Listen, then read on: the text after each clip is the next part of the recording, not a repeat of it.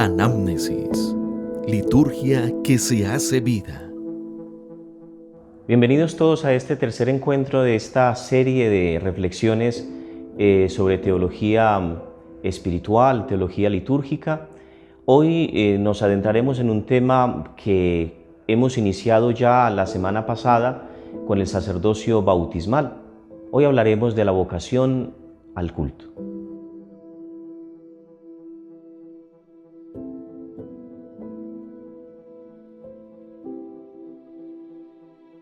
Anamnesis, liturgia que se hace vida. Muy bien, hermanos, este acontecimiento salvífico tan admirable que quedó plasmado en la memoria del pueblo de Israel, la liberación de Egipto, tenía dos objetivos, según nos lo enseña el entonces cardenal Ratzinger, en una obra muy corta pero muy bonita, titulada El espíritu de la liturgia, una introducción. Allí él nos dice que esa salida de Egipto tenía dos objetivos. El primero de ellos era la liberación para alcanzar la tierra prometida, desde luego. Pero el segundo objetivo era poder ofrecer culto en el desierto. De hecho, esta fue la razón que siempre argumentó Moisés ante el faraón para poder alcanzar la liberación, para poder obtener el permiso para salir de Egipto. El culto tiene un objetivo principal y es sobre todo demostrar la soberanía que Dios tiene en nuestra vida. Soberanía en dos cosas: soberanía en el tiempo, y por eso se lo dedicamos, pero soberanía también en aquello que le ofrecemos. Prácticamente en todas las culturas, en todas las religiones, el pueblo le ofrece algo a las divinidades. Nosotros también le ofrecemos algo a Dios. No queremos ofrecerle solamente cosas materiales, queremos ofrecerle sobre todo la ofrenda de nuestra propia vida, la ofrenda de nuestra voluntad. El culto, desde la perspectiva cristiana, reconoce que todo previamente lo hemos recibido de Dios. Fíjense, por ejemplo, el sentido de la oración de presentación del pan y del vino en la liturgia eucarística. Bendito sea, Señor Dios del universo, por este pan o este vino que hemos recibido de tu generosidad y ahora te presentamos. Para nosotros los cristianos tiene todo un sentido ofrecer al Señor, porque Él no solo se encarga de recibir, sino que Dios es capaz de convertir nuestra pobreza en riqueza. El Señor es capaz de convertir nuestra debilidad en fortaleza. Lo mejor que podemos ofrecerle al Señor incluso es nuestro propio pecado, porque el Señor es capaz de convertir ese pecado en gracia. El culto, cuando miramos bien al pueblo de Israel, si tratamos de imitar un poco las actitudes del pueblo, podemos darnos cuenta que ese culto tiene un trasfondo afectivo. Ellos no adoraron a un Dios que desconocían, no adoraron a un Dios por el que no sentían ningún tipo de afecto. Ellos experimentaron, vieron primero lo que sucedió con los egipcios. Ellos vieron con sus propios ojos cómo Dios se había remangado, cómo Dios había entrado en batalla, cómo Dios había escuchado su causa y les había dicho a ellos: quédense a un lado esperando tranquilos, porque yo, Yahvé, su Dios, pelearé por ustedes. Cuando ellos se dieron cuenta que Dios era su bienhechor, cuando se dieron cuenta que Dios estaba involucrado y comprometido con su causa, entonces empezaron a experimentar el deseo de rendirle el culto, de rendirle homenaje a Dios. Primero, como decíamos ahora, como un acto de agradecimiento, pero en segundo lugar, ese agradecimiento fue transformándose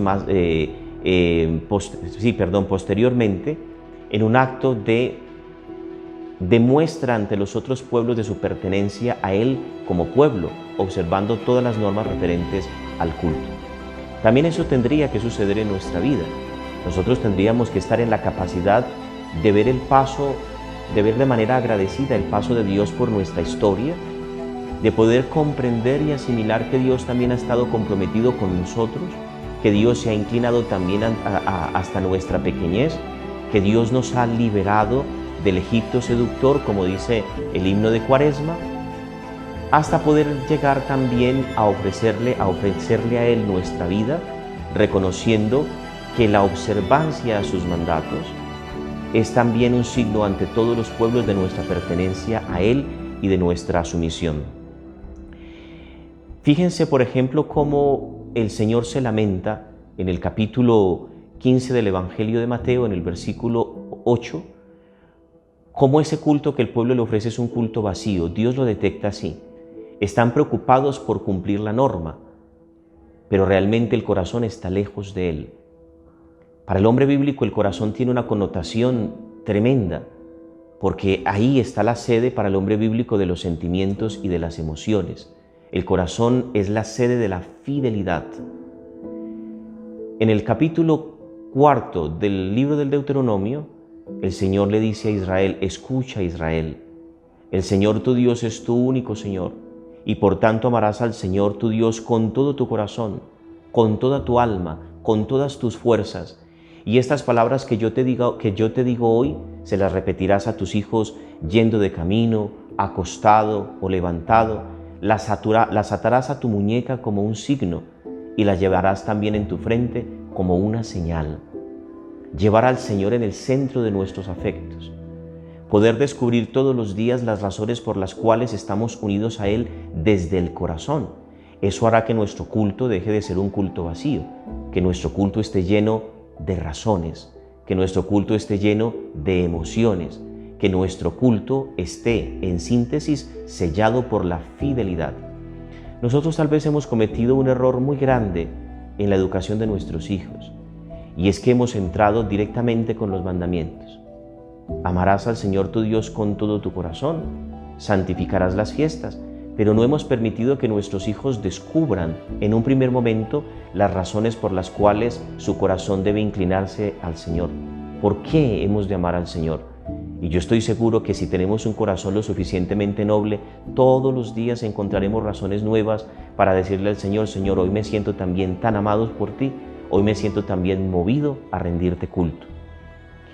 Pensemos, hermanos, que si también nosotros nos sentimos llamados, si también nos hemos sentido salvados, si también nos hemos sentido liberados, estamos llamados también a ofrecer a Dios un culto con un corazón totalmente agradecido. En las celebraciones antiguas del bautismo, la iglesia primitiva se preocupó mucho porque los cristianos pudieran comprender que el bautismo era como el paso del Jordán que les permitía entrar a tomar posesión de la tierra prometida.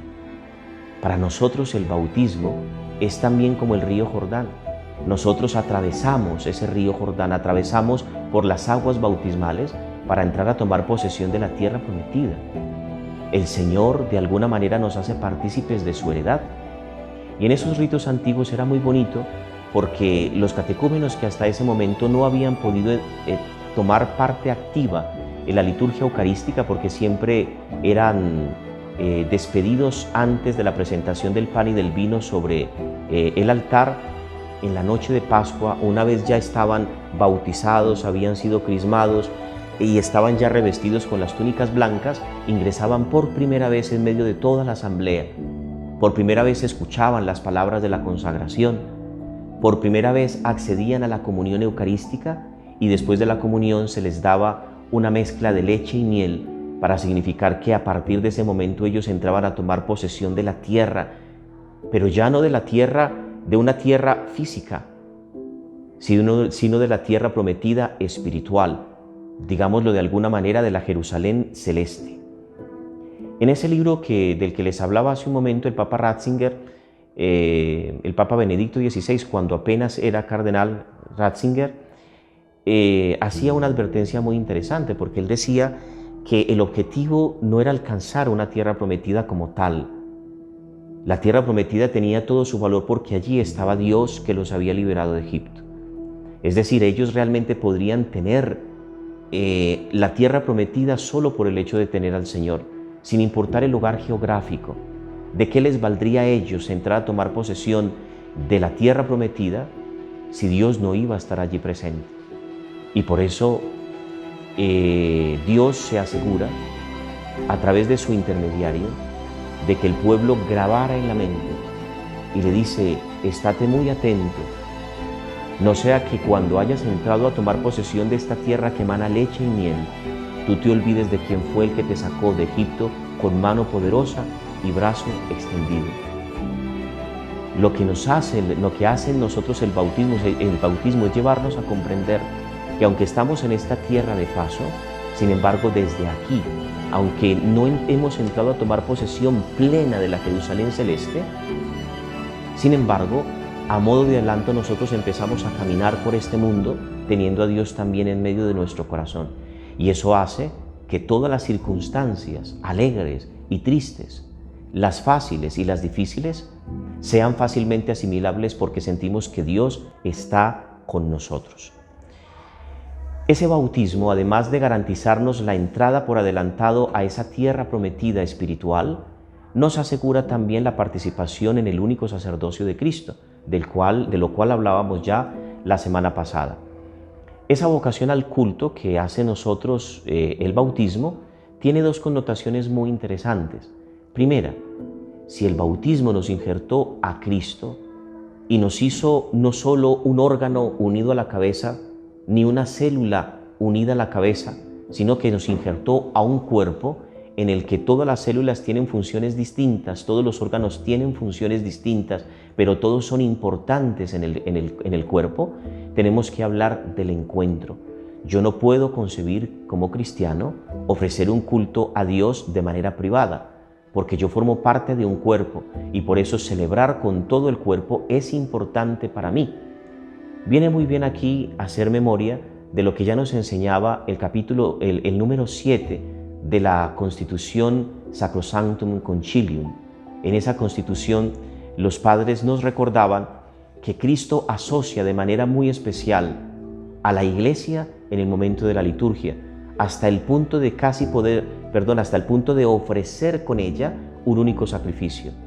Es decir, que esa unión nuestra con Cristo es tan estrecha que somos también nosotros mismos los oferentes. Ojalá que el Señor nos permita también comprender que esa pertenencia a su pueblo sacerdotal, que esa participación tan íntima en el sacerdocio de Cristo, nos lleva también a, una vez santificados por los sacramentos y por el culto, poder ofrecer nuestra propia vida como un acto de glorificación a Dios Padre. En el culto, todos esos actos salvíficos del pasado vienen a mi encuentro, se acercan a mí, porque obviamente nosotros no podemos desde nuestra incapacidad material poder desplazarnos hasta el siglo I para poder ser testigos con nuestros propios ojos y partícipes de los beneficios del sacrificio de Cristo en la cruz.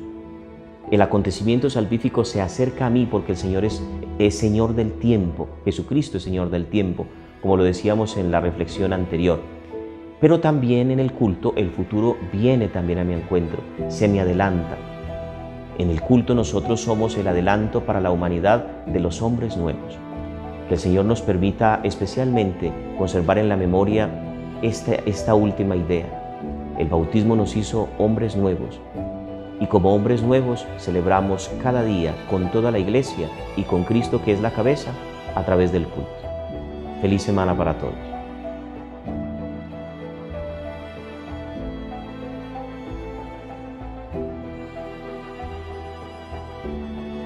Anamnesis. Liturgia que se hace vida.